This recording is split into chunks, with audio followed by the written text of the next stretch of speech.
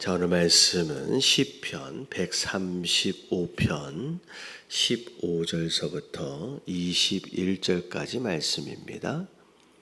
135편 15절서부터 21절까지 말씀입니다. 교독합니다. 열국의 우상은 은금이요 사람의 손으로 만든 것이라.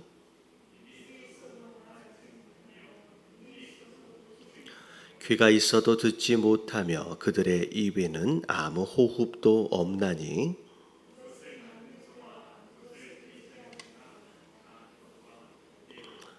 이스라엘 족속아 여호와를 송축하라. 아론의 족속아 여호와를 송축하라.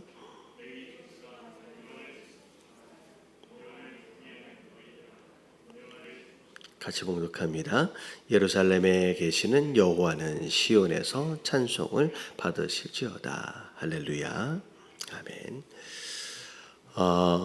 시편 135편은 하나님께서 왜 찬양을 받으시기에 합당하신지에 대한 이제 중요한 몇 가지 이유들에 대해서 또 신앙의 고백들과 더불어 함께 제시하며 찬양하는 내용들이 쭉 나옵니다.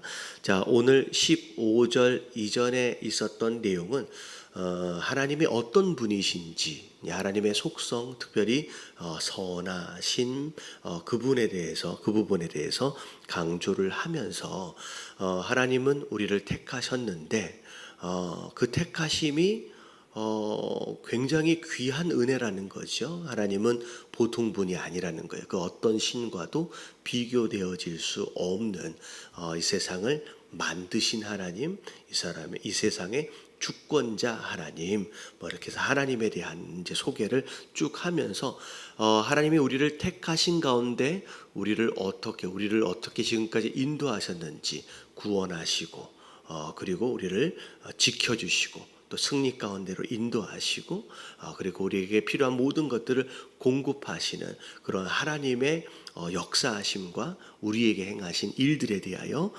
이제 간단하게 좀 정리를 해서 14절까지 쭉 나왔어요.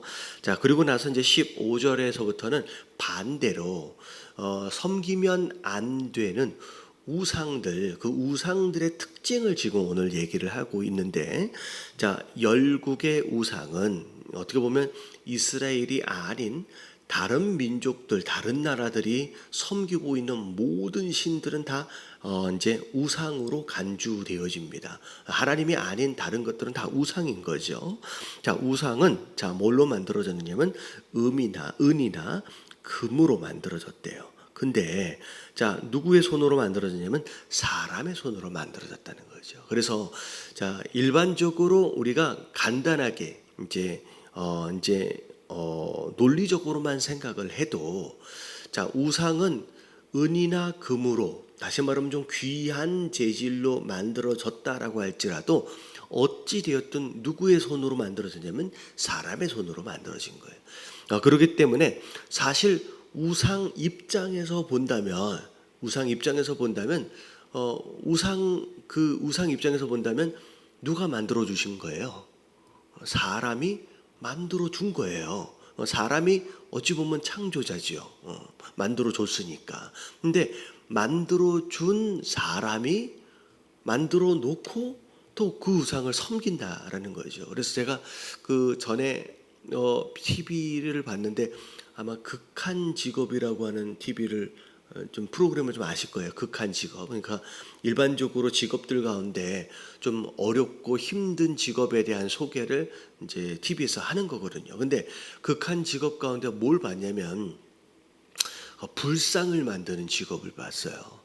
근데 그 불상 하나를 만들기 위해서 얼마나 많은 시간과 얼마나 많은 에너지가 들어가는지, 수고가 들어가는지, 그 내용들이 이제 거의 1시간 가까이 이렇게 다큐멘터리처럼 쭉 나오는데, 우상을 이제 처음 만들어서 이제 틀을 짜고 조각해가지고 틀을 짜고 만드는 그 모든 과정들이 어마어마한 이제 세심한 손길이 들어가는 거예요. 그리고 심지어 이제 고급으로 만들어졌을 때 그 우상 겉에다가 금을 입히는데 그 금을 입힐 때 뭘로 입히냐면 그 굉장히 얇은 금 종이 같은 거 있잖아요. 종이로 만든 종이처럼 만들어진 금박 같은 것을 이게 두드려 가지고 솔 같은 걸로 두드려 가지고 뭐 한 땀 한 땀을 진짜로 이렇게 붙여 가지고 전체 우상 금 불상을 만들더라고요. 근데 기껏 그 사람이 한 뭐 일주일, 이주일 동안 하나를 가지고 붙들고서 그거 금을 전부 다 입힌 다음에, 자, 입힌 다음에 어떻게 했을 것 같아요? 입혀놓고선 그 앞에서 절을 하는 거예요. 그 앞에서 기도하는 거예요. 그러고 나서 그걸 또 이제 절에다가 또 옮겨놓고 또 그 앞에서 절하고. 그러니까 참 이게 되게 신기한 거죠. 자기가 거의 2주를 거쳐서 자기가 만든 거예요. 근데 자기가 만들어 놓고서 만들어 놓은 그 우상에다가 나중에는 자기가 절한다는 거죠. 근데 우상 입장에서 본다면 나를 만들어 준 그분이 자기 앞에서 절을 하고 있는 거죠. 그러니까 어떻게 보면 논리적으로만 봐도 이게 말이 안 되는 거죠. 그러니까 이게 그 얘기예요. 잘 봐라. 그 우상 은이나 금으로 귀한 것으로 만들어진 것 같지만 그거 누가 만들었냐는 거예요. 그거 네가 만든 거지 않냐. 어떤 우상의 창조자가 오히려 그 앞에 절하고 있는 꼴이 된다는 거죠. 이게 말이 안 된다는 거예요. 그러면서 자, 이 내용이 15절서부터의 내용은 어찌 보면 앞에 나왔던 하나님에 대한 것과 어떻게 보면 대조가 되어지는 표현들입니다. 자, 그리고 16절에 보니까 입이 있어도 말 못한대요. 자, 눈이 있어도 보지 못한대요. 여러분, 그 입과 눈은 누가 만들었어요?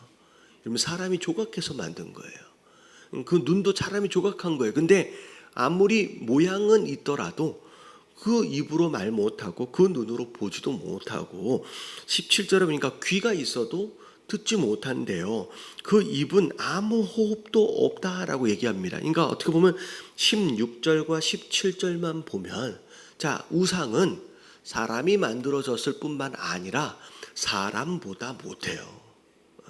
사람은 귀가 있고 눈이 있고 입이 있어서 그 가진 귀나 눈이나 이불을 가지고 뭔가를 하잖아요.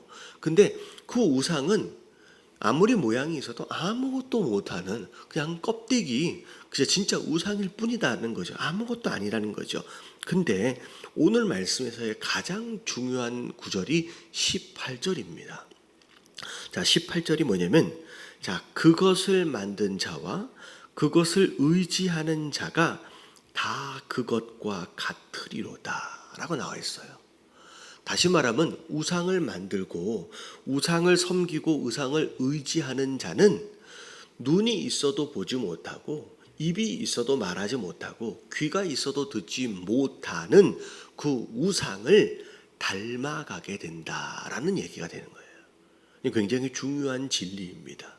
자, 우리 모든 인생은 섬기고 바라보고 의지하는 대상을 닮아가게 돼 있어요.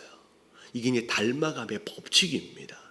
자, 우리 교회 이름이 예담교회인데, 여러분 예수님을 닮아간다라고 하는 것은 예수님이 이럴 때 이렇게 하셨지, 저럴 때 저렇게 하셨지라고 소상한 어떤 행동 방식이나 행동 방법들을 연구해 가지고 그대로 따라하면서 닮아갈 수도 있겠지만 물론 그런 훈련도 필요합니다. 근데 닮아가면 그 사람의 행동을 하나하나 짚어가면서 따라한다고 닮아가는 게 아니라 오히려 닮아감은 바라보고 의지하고 섬기는 것으로 인하여 자연스럽게 나타나는 현상과 같은 거예요.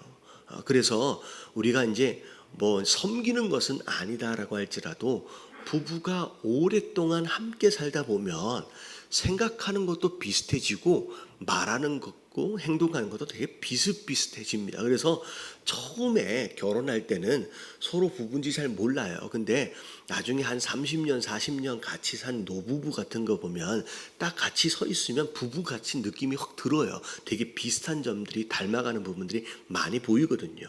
근데 그게 남편이 아내를 닮아가기 위해서 아내를 연구한 게 아니에요. 막 따라서 해본 것도 아니고 아내도 남편을 막 따라서 해본 게 아니라고요. 근데도 불구하고 어느 순간 닮아져가는 이유가 뭐냐면 서로가 서로 같이 함께하면서 바라보고 있는 거예요. 서로가 의지하고 있는 거예요.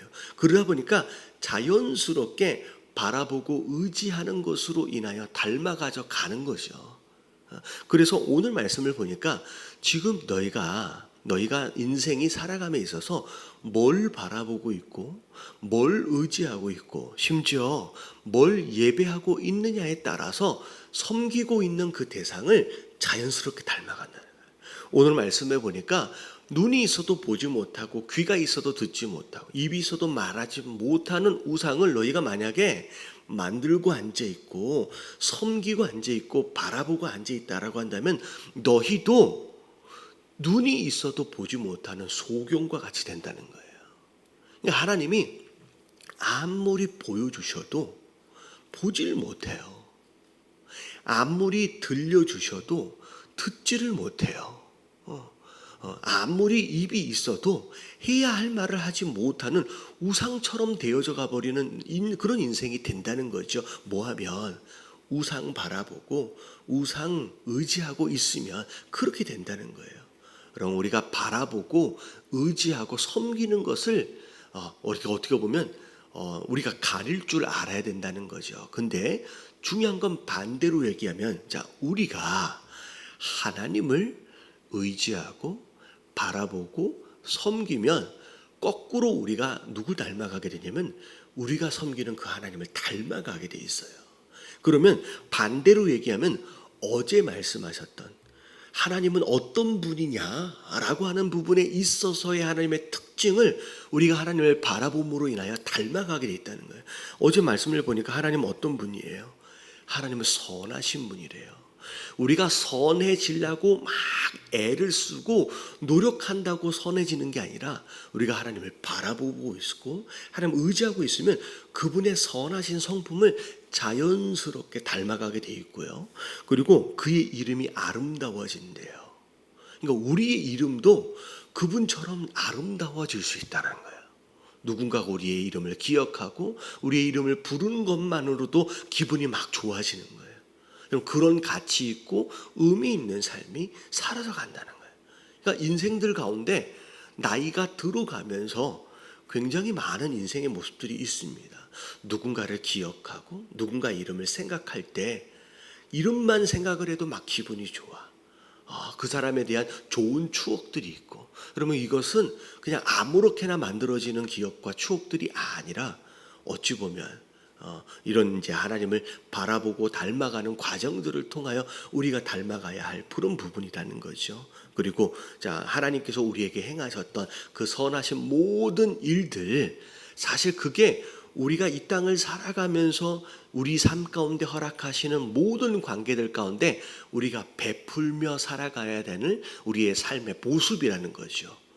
누군가를 돌봐주고 누군가를 구해주고 누군가의 어려움을 도와주고 누군가의 필요를 공급해주고 사실은 그게 하나님이 우리에게 행하셨던 모습이거든요. 그러니까 우리가 하나님을 바라보고 우리가 하나님을 의지하면 우리가 가난한 사람을 도와야지 우리가 가난한 사람들에게 뭘 줘야지 라고 의지적으로 어떤 그런 이제 결단을 할 필요가 있는 게 아니라 그렇게 하나님이 우리에게 행하셨던 것처럼 우리도 자연스럽게 그들에게 그렇게 삶을 살아갈 수 있다라는 거죠. 그래서 오늘 우리가 함께 기도해야 할 첫 번째 기도의 제목은 하나님 내가 지금 뭘 바라보고 있는지를 지금 분별하게 하여 주시옵소서. 지금 뭘 의지하고 있고 뭘 섬기고 있는지 그것에 대하여 다시 고민하게 하여 주시옵소서. 우리가 하나님을 예배하고 있지만 여러분 보세요.